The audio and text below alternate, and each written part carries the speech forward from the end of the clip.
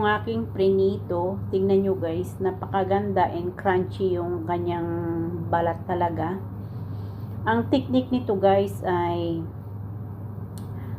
blanch ko muna siya. Nilagyan ko siya ng asin, yung parang ramdam mo yung alat niya talaga konti para ma-absorb yung alat sa manok. Tapos nilagyan ko siya ng luya habang binoboil ko. Tapos pinatuyo ko siya ng tuyong-tuyo, wala siyang tubig talaga. After that, nilagyan ko siya ng chicken powder. And dalawang klase po yung breadcrumb ang aking ginamit dyan.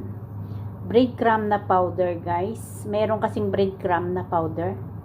Mayroon breadcrumb na ano talaga yung tinapay. So, pero isang itlog ang ginamit ko guys. Yung itlog tinip ko yun para mapasa yung chicken wings.